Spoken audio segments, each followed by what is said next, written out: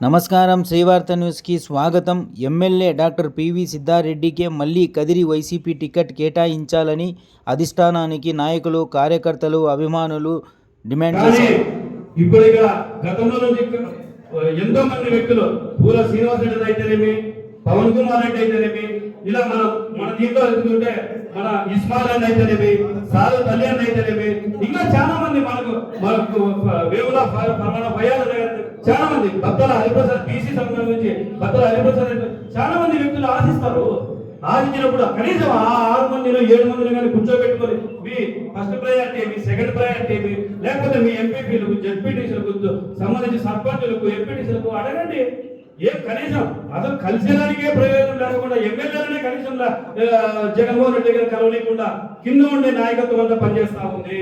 ఈ రోజు మేము 13 ఏళ్ళు ఫస్ట్ రాజశేఖర రెడ్డి సార్ గారు పార్టీ పెట్టిన తర్వాత ఆయన చనిపోయినాక 2009 ఎలక్షన్లు జరిగిన తర్వాత చనిపోయిన 6 నెలల తర్వాత ఆయన చనిపోతే ఆ రోజు నుంచి మా ఇంట్లో డబ్బులు పెట్టి బయట పనిచేస్తున్నాం, జనాల కోసం పనిచేస్తున్నాం.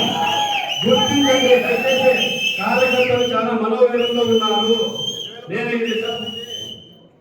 ఆ రోజు నుంచి చూస్తాను, 13 ఏళ్ల నుంచి కానీ కార్యకర్తలు ప్రజల కోసం పనిచేస్తారు. ఈ రోజు కానీ సంక్షేమ ఫలాలు కానీ ఇంకోటి ప్రతి ఒక్కటి ప్రజలకు అందుతానే ఉద్దేశంతో ఆ సంతోషంతో మేము బతుకుతున్నాం. ఈరోజు సర్పంచ్ గా ఒక సంతకం అవసరం లేదు, ఎంపీటీసీగా ఒక సంతకం అవసరం లేదు, ఎవరితో ఏ సంతకం అవసరం లేకుండా వారంటీ ఈరోజు పనిచేస్తున్నాం. కానీ మేమేమంటే మా జనాలకు మంచి చేయాలనే ఉద్దేశంతో గమ్మున్నాం.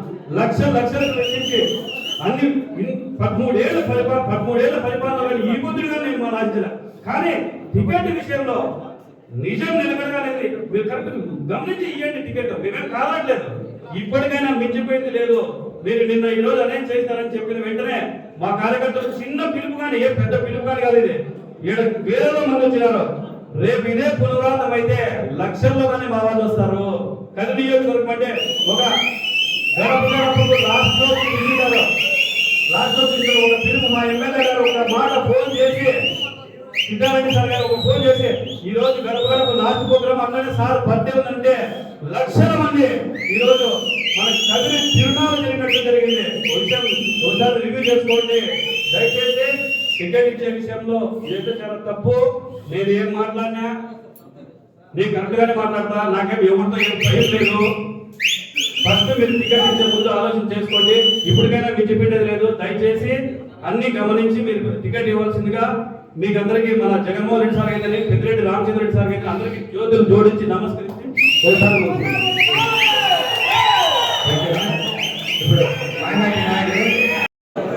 వాళ్ళ కలిగి సిద్ధారెడ్డి సార్ గారికి టికెట్ ఇవ్వాలా, సిద్ధారెడ్డి సార్ గారికి ఇవ్వని పక్షంలో ఎవరికైనా ఇక్కడ కదిరి నియోజకవర్గంలో స్థానికంగా సేవ చేసిన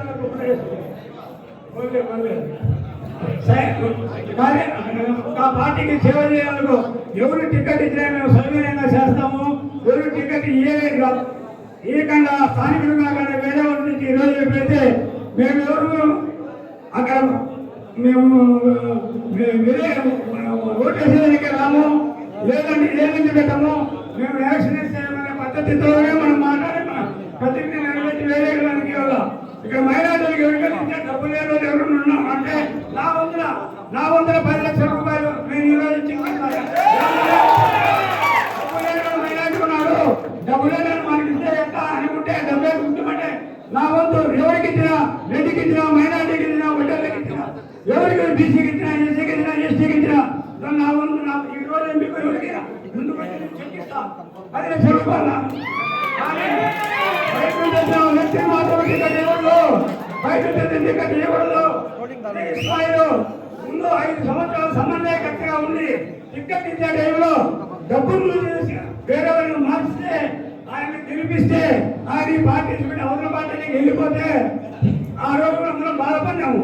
ఎందుకంటే ఇస్మాయిల్కి నాలుగు సమన్వయకర్తగా పెట్టి ఏదైనా టికెట్ ఇవ్వలేదని బాధపడినాము. ఇటువంటి వాళ్ళు కదిరిలో చాలా మంది ఉన్నారు. మైనార్టీ సైన్యం మీరంతా ఇక్కడ ఉండేది సోల్జర్స్, మేమంతా ఒకటే చెప్తున్నాము, అంత అవసరము పడితే మా గుమ్మడిగా ఇక్కడ ఎంపీటీసీలు, జెడ్పీటీసీలు, సర్పంచులు, వైఎస్ఆర్సీపీ కౌన్సిలర్స్ మా గుమ్మడిగా రాజీనామాలు చేసి కూడా మేము సిద్ధంగా ఉన్నాము. మా సిద్ధారెడ్డి సార్కి సీట్ ఇవ్వాలా. అట్లా లేని పక్షంలో మైనార్టీ కంటే సిద్ధారెడ్డి సార్ని కూర్చోబెట్టి మీరు అడగండి, మైనార్టీలో సీటు ఎవరికి ఇస్తే బాగుంటుందని అడిగి ఇవ్వాలా. కానీ ఇంతవరకు పార్టీలో కండువా వేసుకుని వానికి, పార్టీలో వాడు కండువా వేసుకొని ఉంటే వానికి సీట్ ఇవ్వండి, కండువా కూడా వేసుకుని వానికి వచ్చి సీట్ ఇస్తామంటే ఇలా చేసేవాళ్ళు ఎవరు లేరు. ఇది ఎంత వైఎస్ఆర్సీపీ సోల్జర్ మేము ఎట్లా గెలుచుకోవాలో ఎట్లా చేయాలని మాకు తెలుసు బాగా. కానీ ఈడ నాయకులలో ఎలక్షన్ బూత్లలో ఏదైనా గెలాడి జరిగి ఏదైనా వాళ్ళు రెక్కింగ్ చేసుకుని పోయినా కూడా ఏదైనా జరిగిన వాళ్ళకి ఏమైనా జరిగిందో పక్కన జరుగుకునే వాళ్ళు పులిగేసి అంటే మీకు అర్థమై ఉంటుంది అనుకుంటాను. రాజు అనేవాడు పులిగేసి అంటే సైనికుడిని కాపాడలేడు. సైనికుడు చచ్చిపోయినా కూడా మేము ఇంట్లో పండుకొని మేము ఏదైనా రాజ్యం వాళ్ళు గెలిస్తే రాజ్యం మాది, సైనికులు చచ్చిపోయినారు ఇట్లా అంటే మేము పారిపోవచ్చనే ఉద్దేశంతో చేసేవాళ్ళు. అలాంటి వాడిని పిలుచుకొని వచ్చి ఈడ సీట్ ఇస్తాము సోషల్ మీడియాలో చెప్తున్నారు తప్ప సీట్ ఇంకా డిక్లేర్ చేయలే. మైనార్టీకి అంటున్నారు. మైనార్టీకి ఇచ్చినా కూడా మా సిద్ధారెడ్డి సార్కి పిలుచుకొని కూర్చోబెట్టి అడగండి, మైనార్టీలో ఉంటే ఏ నాయకుడు ఉంటే బాగుంటారు, ఎవరికి ఇస్తే గెలుస్తారు, ఎవరుంటే బాగుంటారని అడిగిన తర్వాత ఇవ్వండి. ఆయన ప్రమేయం లేకుండా ఎవరు గెలవలేరు. ఆయన సిద్ధారెడ్డి సార్ ప్రమేయం ఉంటేనే మైనార్టీలో గెలుస్తారని చెప్పేసి సభాముఖంగా మీ అందరికీ తెలియజేస్తున్నాను. ఉంటుంది, తాల్గింజ ఉంటుంది. అది కోతకు వచ్చినప్పుడు కూడా తాల్గించడం కూడా అట్లే ఉంటుంది. కానీ తూర్పు వేసినప్పుడు తెంగోడిపోతుంది. ఆ విధంగా మన వైఎస్ఆర్ కార్యకర్తలు సిద్ధారెడ్డి సార్ నాయకత్వంలో ఉండేవాళ్ళని అని చెప్పేసి తెలియజేసుకుంటూ, అదే విధంగా ఎక్కడన్నా ఏ ఇంట్లో గానీ ఒక ఆడబిడ్డ కంటనీరు పెట్టిందంటే ఆ ఇల్లు సర్వనాశనం. ఏదన్నా పార్టీలో కార్యకర్త కంటనీరు పెట్టినారంటే ఆ పార్టీ కూడా సర్వనాశనం. అదేవిధంగా చివరిగా ఒకే ఒక మాట చెప్తున్నాను, ఇక్కడ ఉన్నటువంటి వైఎస్ఆర్సీపీ సైనికులందరూ కుమ్మరోళ్ల మాదిరిగా మనము చెరువు నుండి మన్ను తెస్తాము, తొక్కుతాము, కుండ చేసేది మాకు చెప్పేసి తెలియజేసుకుంటూ, ఈ సభాముఖంగా ఇక్కడ ఉన్న అందరికీ విన్నవించింది నేను ఒకటి, మా అందరికీ తండ్రి లాంటి నాయకుడు సిద్ధారెడ్డి సార్ గారు కుంగిపోయిన తరుణంలో ప్రతి ఒక్కరూ మీ వెంట మేము ఉన్నామని చెప్పేసి ఆయన నైతిస్కారం చెప్పేదాని కోసము ఇక్కడ నుండి ర్యాలీగా సార్ ఇంటి దగ్గర పోదామని చెప్పేసి మరొక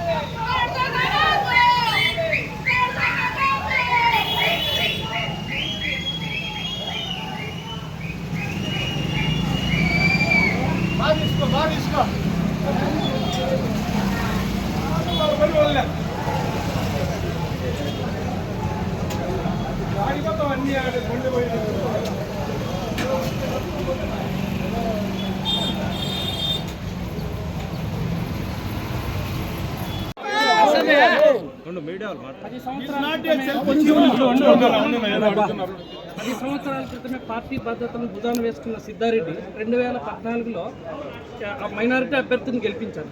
తర్వాత సిద్ధారెడ్డి గారు ఎమ్మెల్యేగా గెలిచారు. ఈసారి 2019లో కనీసం ఓటు హక్కు కూడా వినియోగించుకోలేని వ్యక్తిని తీసుకొచ్చి పార్టీ అభ్యర్థిగా ప్రకటిస్తుందనేది సమాచారం. దాన్ని తీవ్రంగా పార్టీ కేడర్ వ్యతిరేకిస్తుంది. దానిపైన మీ అభిప్రాయం? ముఖ్యమంత్రి గారి నిర్ణయం ఏదైనా కూడా ఖచ్చితంగా మేమందరం కూడా శిరసావహిస్తాం. మా బాధ్యత అది. ఆ వ్యక్తి ఎవరు అన్నది మేము చూడం. ప్రతి 175 నియోజకవర్గాల్లో పోటీ చేసే ప్రతి అభ్యర్థి కూడా ఒక జగన్మోహన్ రెడ్డిగానే మేము భావిస్తాం. సో ఎవరు అభ్యర్థి అయినా కూడా మా భుజాల మీద మోసి మళ్ళీ మూడోసారి తెలుగులో వైఎస్ఆర్ కాంగ్రెస్ పార్టీని ఖచ్చితంగా గెలిపించాం.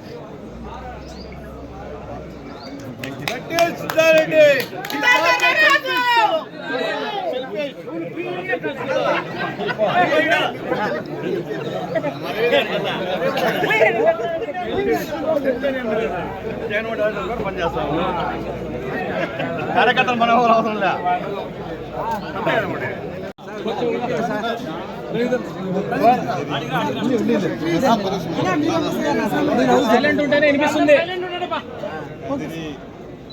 వైఎస్ఆర్ కాంగ్రెస్ పార్టీ సభ్యులందరికీ చేతులెత్తి సవినయంగా నమస్కరిస్తా ఉన్నా. వచ్చేసి ఎవరు కూడా